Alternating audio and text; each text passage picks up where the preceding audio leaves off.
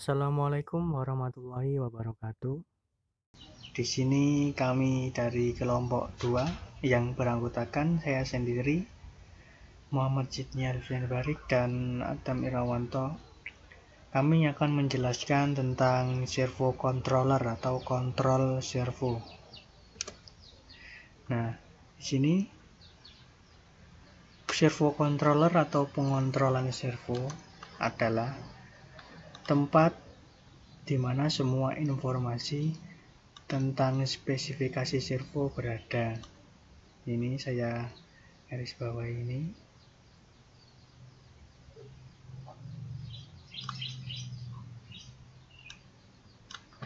Nah, sedangkan ini selanjutnya mitra komersial yang ada telah mengembangkan sejumlah produk yang ditujukan untuk memenuhi kebutuhan servo presisi.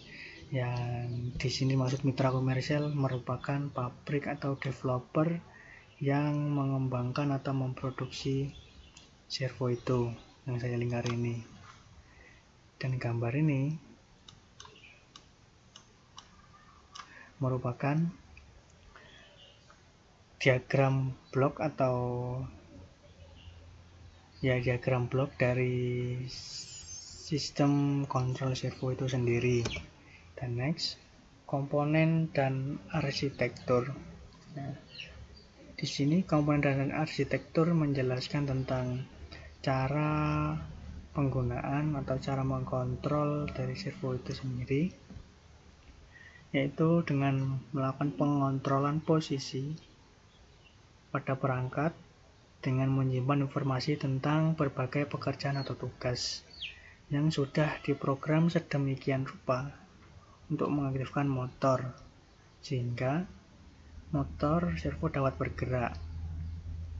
Cara mengaktifkan ini bisa digunakan dua cara, yaitu mengubah kecepatan atau mengubah posisi atau bahkan keduanya.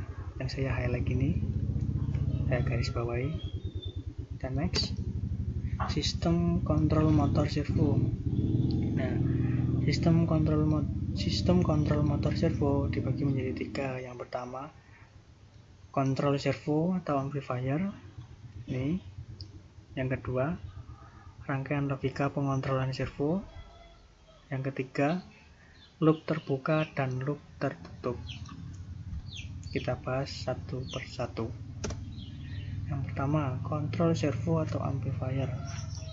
Kontrol servo ini mengambil sinyal level daya rendah dan meningkatkan atau memperkuat daya sehingga tingkat yang sesuai sebenarnya menghasilkan pergerakan servo motor dan beban.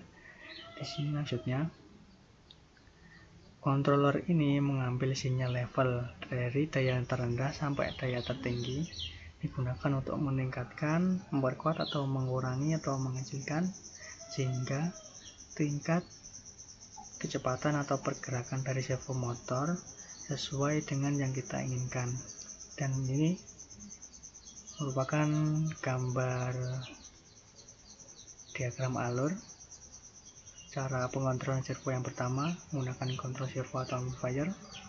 Di sini AC power sebagai sumber masuk ke power supply DC power untuk memberikan satu daya kepada microcontroller dan servo itu sendiri yang akan menggerakkan servo untuk mengangkat beban atau menggerakkan barang. Dan apabila servo ini bekerja akan memberikan feedback atau umpan balik ke microcontroller. Kita next. Yang kedua, rangkaian logika pengontrolan servo. Dalam pengendalian ini menggunakan papan serial servo controller khusus. Ini merupakan hardware tambahan untuk menangani pembangkitan sinyal PWM atau pulse width modulation sambil dikontrol melalui perintah sederhana yang dikeluarkan oleh UART serial standar. Dan UART ini merupakan singkatan dari Universal Asynchronous Receiver Transmitter yang digunakan untuk transfer data. Ini UART. Kita next. Yang ketiga merupakan loop terbuka dan loop tertutup. Nah, dalam sistem servo, pengontrolan perangkat yang mengaktifkan gerakan dengan memberikan perintah untuk dilakukan sesuatu untuk memulai atau mengubah kecepatan, posisi, atau keduanya. Ini digunakan untuk mengatur kecepatan dari servo itu sendiri. Entah kita mau menggerakkannya secara cepat maupun secara lambat. Dan kita mengatur posisi ini, yang diatur merupakan kayak sudut dari putaran servo itu sendiri. Tentunya dari sistem ini memiliki kelemahan. Yang pertama, tidak baik untuk aplikasi dengan berbagai beban. Artinya dengan berbagi beban ini beban yang berubah-ubah. Yang kedua, ada kemungkinan motor untuk kehilangan langkah. Yang ketiga, tingkat efisiensi energi rendah. Dan terakhir, memiliki area resonansi yang harus dihindari. Dan next, mekanisme kontrol servo. Seperti yang kita bahas di awal tadi, ini kita tambahkan lagi untuk kontrol servo, merupakan pengaturan kecepatan dan posisi motor pada sinyal umpan balik atau feedback yang saya jelaskan tadi di gambar yang pertama dan kedua. Loop servo yang paling dasar adalah loop kecepatan. Kecepatan ini digunakan untuk mengatur kecepatan dari pergerakan servo itu sendiri. Nah, terdapat dua komponen yang dapat digunakan untuk kontrol motor servo. Yang pertama adalah SCR. Yang kedua adalah transistor. Kita bahas satu persatu. Yang pertama SCR atau Silicon Controller Rectifier. Cara penggunaannya bisa dilihat di gambar ini. Nah,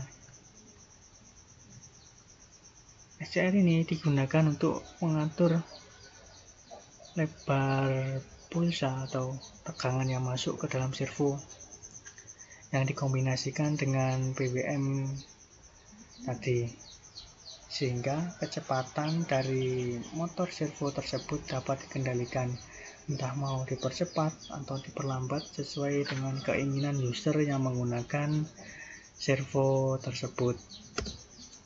Yang kedua, transistor. Transistor juga dapat digunakan untuk mengatur jumlah daya yang diterapkan ke motor. Jadi di sini transistor itu lebih seperti kayak saklar. Nah, saklar untuk mengatur tegangan yang masuk ke dalam servo. Mau seberapa besar daya yang masuk atau tegangan yang masuk ke dalam servo. Dan teknik ini bisa menggunakan PWM atau Pulse Width Modulation, atau juga menggunakan PFM, Pulse Frequency Modulation, atau modulasi frekuensi. Jadi frekuensinya yang dirubah-rubah. Nah, kita akan membahas tentang sistem PWM dan sistem PFM. Yang pertama kita akan membahas tentang sistem PWM atau Pulse Modulation, di mana teknik ini menerapkan pulsa daya yang sempit dan terpisah. Dan pulsa PWM ini terdiri dari sinyal 0101 yang digunakan untuk mengatur kecepatan dari servo itu sendiri. Nah, cara kerja dari PWM ini adalah dengan lebar pulsa kecil, tegangan rata-rata diterapkan pada motor rendah, kecepatan motor lambat. Yang kedua, jika lebar pulsa besar, tegangan rata-rata lebih tinggi, dan karenanya kecepatannya motor lebih tinggi. Apabila lebar pulsa kecil seperti ini, saya gambarkan, mohon maaf kalau kurang sempurna dari gambarnya.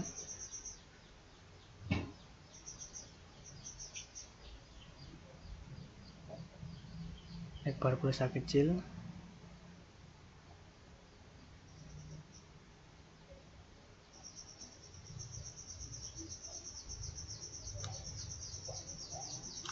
Kecepatan motor akan lambat karena kan sinyal yang masuk ini on off seperti itu menurut logika saya. Dan kalau lebar pulsa besar,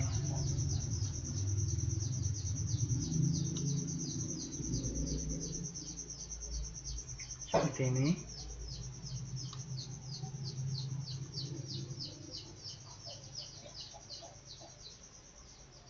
maka tegangan rata-rata lebih tinggi dan karenanya kecepatan motor akan lebih tinggi juga.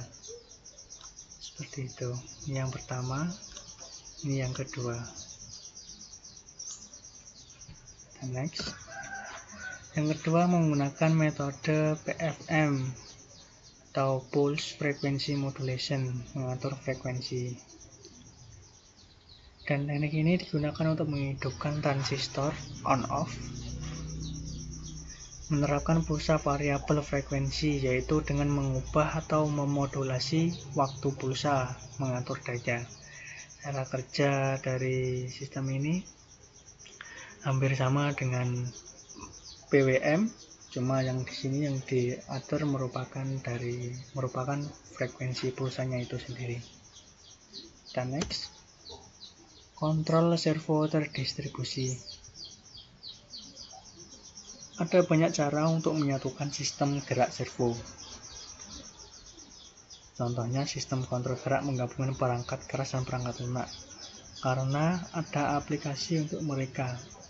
Nah, di sini controller yang sering digunakan biasanya menggunakan microcontroller atau Arduino yang digunakan untuk mengatur program, yang digunakan untuk mengatur BBM yang masuk ke dalam servo, untuk mengatur kecepatan serta posisi dari sebuah servo itu sendiri. Dan next, mikroprosesor baru dan pemrosesan sinyal digital menyediakan alat yang diperlukan untuk membuat fitur, fungsi, dan kinerja yang lebih baik dengan biaya yang lebih rendah. Nah, mikroprosesor ini bisa seperti contohnya kayak microcontroller Mega 16 seperti yang biasa teman-teman gunakan, terus Arduino, bisa juga menggunakan PLC untuk mengatur perpindahan servo tersebut. Dan next, sistem servo tradisional. Untuk sistem servo tradisional ini sering sekali terdiri dari komputer berkekuatan tinggi front end yang berkomunikasi dengan kartu pengontrol gerak multiaksi multidaya berdaya tinggi atau DSP. Nah, di sini sistem ini menggunakan komputer yang digunakan untuk yang diintegrasikan dengan servo langsung untuk mengendalikan arah gerakan motor atau kecepatan motor. Aplikasi tipikal untuk sistem jenis ini adalah robot seperti pick up dan end place. Itu robot pick and place itu seperti robot arm contohnya.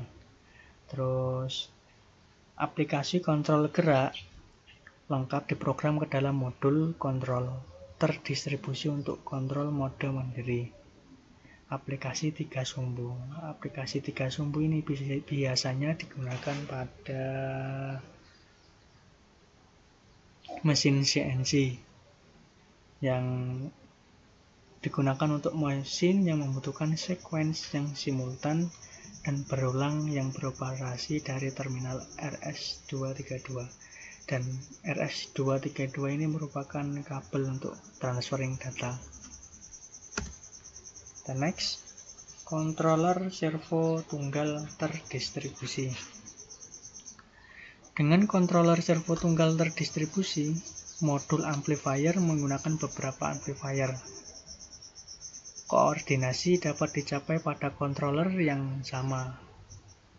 Nah, di sini menggunakan amplifier banyak. Jadi amplifier yang digunakan itu lebih dari satu amplifier untuk mengkontrol pergerakan servo itu sendiri. Dan biasanya upaya rekayasa signifikan dimasukkan ke dalam perangkat lunak tingkat atas yang disediakan dengan robot. Nah, penerapannya sangat digunakan pada robot-robot di industri seperti di robot arm yang membutuhkan presisi tingkat tinggi. Nah, kita next. Oke, jika ada pertanyaan bisa ditanyakan, akan kami jawab sebisa mungkin dan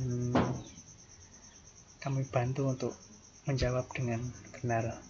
Kurang lebihnya kami mohon maaf atas presentasi yang telah kami lakukan. Wassalamualaikum warahmatullahi wabarakatuh.